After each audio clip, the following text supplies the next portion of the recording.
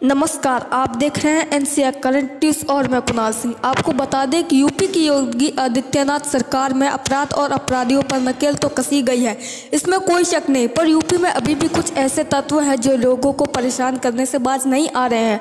ताज़ा मामला उत्तर प्रदेश के बुलंदशहर का है, जहाँ के मोहल्ला कस्बा अनूप शहर के निवासी मोहम्मद अशरफ को सलीम शेख नामक व्यक्ति, जो मोहल्ला खेल बड़ा बाजार शिकारपुर उत्तर प्रदेश का निवासी, लगातार जान से मारने की धमकी दे रहा है। इसको लेकर मोहम्मद अशरफ ने बताया कि 2019 में पहली बार वो सलीम शेख से एक शादी समारोह में मिला था, जहां कुछ बात को लेकर उसकी सलीम शेख से अनबन हो गई।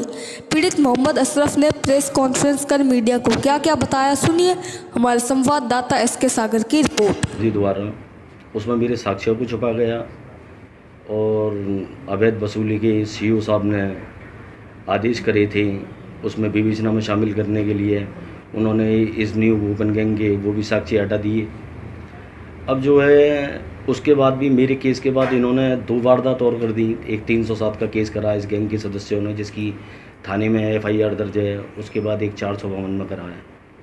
तो ये दिन पे दिन केस करते रहते हैं और इनकी सेटिंग मुझे ऐसा लगता है कि ऊँचे लेवल पर है। सलीम शेख कौन है सर आप इनके? सलीम शेख जो है सर, ये जो है एक गैंग चलाता है। ये हवाले और सट्टे से ही जुड़ा हुआ है और इसकी सेटिंग इस स्तर तक है कि जब मेरे साथ मार पिटाई हो गई थी तो इसने धमकी वगैरह दी थी मुझे। मैंने उसकी 5 सितंबर को उसकी जो है मैंने कंप्लेंट करी थी। उसके बाद 6 सितंबर को सर ये अनूपसर विधानसभा में घुसी है, जिसमें 6 सितंबर को इसने मेरा अपहरण करने की तक की कोशिश करी। और जो है जब मैंने इसकी मुख्यमंत्री पोर्टल पे भी शिकायत करी तो मुख्यमंत्री पोर्टल पे शिकायत के बाद जो देखा मैंने, जब रिपोर्ट उस पर लगी तो उस पर ये दिखा दिया गया कि सिविलवाद है, कि दिल्ली में या अलग प्रदेश में सिविलवाद चल रहा। और नाम जो 340/19 मेरा मुकदमा था मारपीट का, उसमें चार्जशीट लगा दी इसमें। और जो है बहरहाल मेरे केस में इन अपराधियों को किसी को भी इन्होंने जेल नहीं भेजा। और जो है सलीम शेख का इन्होंने उसमें से बिल्कुल ही नाम हटा दिया, क्योंकि मेन मकसद ही सलीम शेख का पिटवाने का था मेरे लिए। जो क्या कोई आपसी दुश्मनी या कोई पुराना मामला या पहले से कोई ऐसी साजिश चलती हुई आ रही थी आपके और सलीम शेख के बीच में? नहीं, साजिश तो ये देश में कहलाए जाने वाला चौथा स्तंभ मीडिया जब थाने में दस्तक देता है तो जो पूर्व इंस्पेक्टर साहब मिथिलेश उपाध्याय जी ये कहते हैं कि जो है मैं पूर्व में इनके साथ प्रॉपर्टी का काम करता था। मैं इस बात को कहता हूँ, मेरा 7 साल का इतिहास उठा के देख लीजिए, अगर मेरा किसी प्रकार का इनसे कोई वास्ता रहा हो तो। सलीम सर ऐसा था, एक शादी समारोह में मैं 22 दिसंबर 2018 में मैं गया था। मेरे मामा के लड़के की वहाँ शादी थी, ये मुझे वहाँ मिला था सर। ये शिकारपुर का रहने वाला है। तो ये रोटी के चक्कर में वहाँ विवाद हुआ था। इसने कह दिया था कि तेरा इंतजाम मैं अनूपशरी करा दूँगा। अब ये यानी कि एक शादी के प्रोग्राम में गए, वहाँ पे खाने पीने के ऊपर आपका विवाद हुआ उनके साथ? मेरा कोई विवाद वहाँ पर नहीं हुआ था, मेरे मामा के लड़के से हुआ था। मगर इसने मुझसे भी कहा बाद में कि मैं तेरा इंतजाम अनूपशर में ही करा दूंगा। अनूपशरों के होने के बाद सर इनने 23 मार्च 2019 को अपने एजेंटों से हमला करा दिया, जिसमें आज मैं विकलांग हो गया। विकलांग होने के साथ साथ जब मेरे बच्चों की सब पढ़ाई छूट गई, मैं बेरोजगार हो गया। मेन मकसद सर मेरा ये है, जो मैं कहना चाहता हूँ मीडिया की मदद से, शासन प्रशासन की मदद से, सर आज मुझे 6 योजना मिल रही हैं सरकार की तरफ से। दिव्यांग पेंशन मिल रही है सर, और सर मेरा 30,000 सालाना किलोमीटर का किराया फ्री है। और विद्या बाल धार्मिक योजना के अंतर्गत मेरे दोनों बच्चों को 1,000 रुपये का भी उसमें योजना है, जिसका मैं भी पात्र हूँ सर। और भी सर 6 लाख रुपए तक की मृत्यु विकलांग होने पर वो भी योजना है। मैं ये चाहता हूँ सर, ये सरकार पे, मैं देश पे वजन नहीं बनना चाहता सर। ये जो है इन माफिया गुंडों से सर वसूल करा जा, वरना सर ये वसूल नहीं करते मैं आत्महत्या कर लूँगा सर। मैं देश पे वजन नहीं बनना चाहता सर। लेकिन योगी सरकार तो हमेशा कहती है कि जब से उनकी गवर्नमेंट आई है और उन्होंने बहुत ज़्यादा क्राइम पे अंकुश लगाया है, और आपने जैसे सलीम शेख का नाम लिया है और वो हिस्ट्री शीटर है, तो अभी तक योगी सरकार ने उसके लिए कोई कदम क्यों नहीं उठाया? सर असल में ऐसा है, ये हिस्ट्री शीटर तो इस बारे नहीं है। ये गैंग जो ये चलाता है, ये गोपन गैंग के नाम से अपनी गैंग चलाता है, इसके खिलाफ जो सर एफआईआर करने वाले जो है कोई इसके खिलाफ कदम ही नहीं उठा पाता। इससे बहस करना है, पैसे के बल पर खरीद लेता है, या सर डरा के ये खरीद लेता है। ये तो वो अपने नाम से तो एफआईआर नहीं देता, बाकी अपने गुंडे गुरगों से काम कराता रहता है। पैसे के बल पर ये सब निपटा लेता है। ये आज मुझे करीब 1 लाख घंटे से अधिक सर जो है इन पर सर्च करते हुए हो गए। तो इसके बारे में पता लगा सर, ये साधारण रूप से एक कंडक्टर था, स्लेटी पैंट पहन के कंडक्टर कर देता, साधारण पूरा परिवार था। आज सर ये जो शोरूम पे शोरूम खोले जा रहा है, अब पता नहीं कौन सी इसकी शक्ति सर इसके पीछे है जो इसे बढ़ावा दे रही है। अभी हाल ही में मुझे पता लगा इसने सोना गोल्ड का भी काम चालू करा। सर ये तो तस्करी पे भी उतर जाएगा। ये आपके द्वारा जो मेरी आवाज़ पहुंचाएगी, इस पर मुझे पूरी उम्मीद है योगी सरकार इस पर एक्शन लेगी। आपने FIR करवाई थी उनके नाम? FIR मैंने कराई है, जिसमें अभी एक हाल ही में अभी 19 सितंबर में एक जांच का आदेश हुआ है। हो सकता है सर अब इस जांच में इस मेरी आवाज़ जो आप दिखाएं, तो जो उसमें पूर्व में जो विवेचना हुई है 340/19 में, सर इसमें सारी खुलासा कर दिया जाए इनका। क्या FIR के बाद आपको धमकी दी गई, जैसे कि आपने प्रेस कॉन्फ्रेंस की और आप कह रहे कि मेरी हत्या हो सकती है? हत्या हो सकती है सर, असल में ऐसा आया नहीं। हत्या के लिए जो 5 सितंबर को जब मैंने इसकी जो है जब इन्हें धमकी वगैरह दी थी, तो सर इसने जो है 6 सितंबर को अनुपचर विधानसभा में घुसकर सर मेरा अपहरण की कोशिश की थी। वो मेरे साथ एक सर एक व्यक्ति थे, उन पर शस्त्र भी था, लाइसेंसी शस्त्र। सर उन्होंने मुझे बचाया था सर, वरना मेरा ये अपहरण करके भी ले जाता। यानी कि जो वहाँ का प्रशासन है वो कोई ध्यान नहीं दे रहा इस चीज़ पे?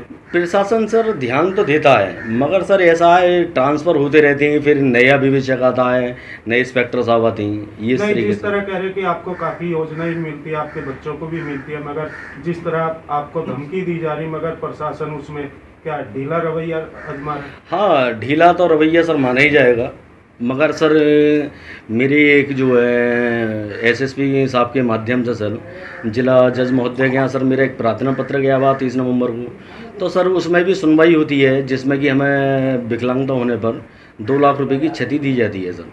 तो सर ये लोग अगर ये सोच रहे हो कि हम बच गए, इन्होंने सेटिंग कर ली चाहे कमलेश तिवारी जी से या कमलेश तिवारी जी के सहयोगियों से, तो सर जिस दिन मेरी बुलंदशहर की शान जिला जज साहब के यहाँ SDM साहब और SSP साहब मेरी सुनवाई करेंगे, तो सर उसी दिन इनका सब खुलासा हो जाएगा।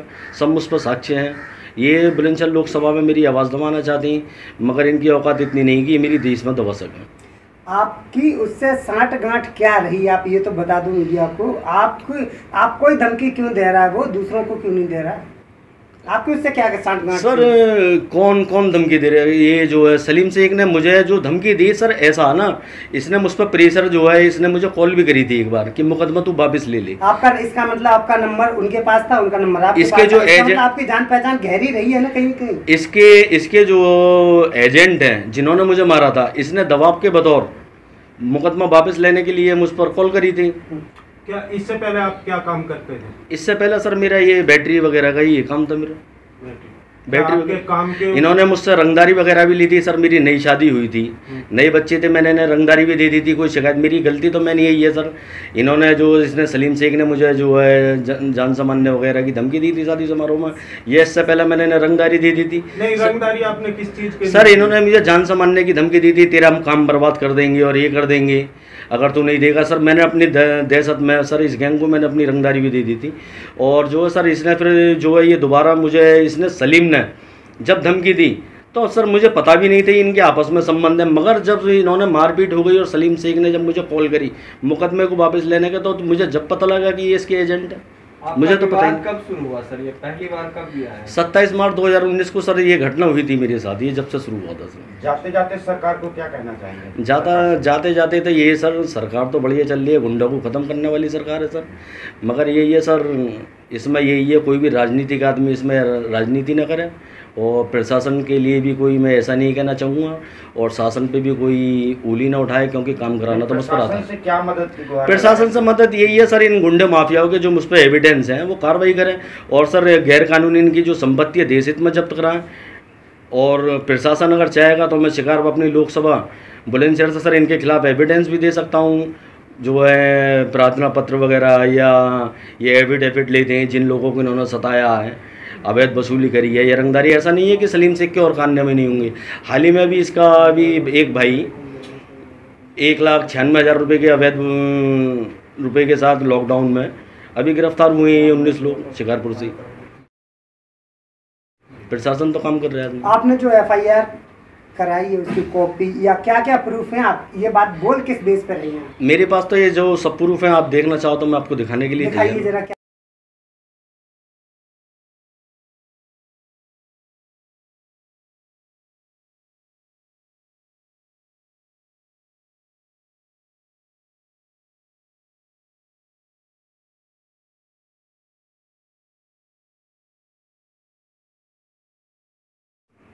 2019 की है सर, 16/12/2019 को। ये जो अजय सेट्टी है सर, ये अपना जेबी हॉस्पिटल पर सर अपना ये बताता है कि मेरा फार्म हाउस है।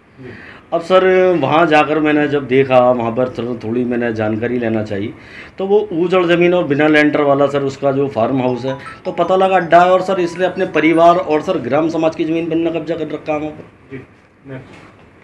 नेक्स्ट सर ये है जो मैंने अवैध वसूली के जो साक्ष्य दिए थे, इसमें 340/19 में सीओ साहब ने ये आदेश दिया था कि जो है इसे विवेचना में शामिल करा जाए। इसमें सब लिखा था मैंने। ये सर 3 लाख रुपए की मेरी सहायता के लिए सर डीएम साहब ने ये लेटर भेजा था सर। और बाकी सर इस गैंग ने ये वारदात करी थी।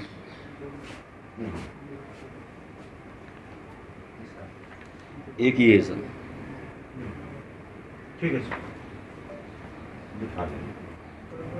और जो भी देखना चाहें सब मेरे हैं साथ देखना। यानी कि जिस तरह आप आरोप लगा रहे हैं उनके सबूत भी आपके पास है? जिस तरीके से सर मैं तो ये कहता हूँ, अगर मैं गलत हूँ तो मुझे भी सख्त से सख्त सजा दी जाए। बड़ा दुखी तो यही है सर, ये जो मैंने मुख्यमंत्री पोर्टल पर सर शिकायत करी थी, मगर इन्होंने दूसरे नामों से सर जो रिपोर्ट प्रस्तुत करी है, मैं उन्हें सर नमक हराम कहना चाहूँगा।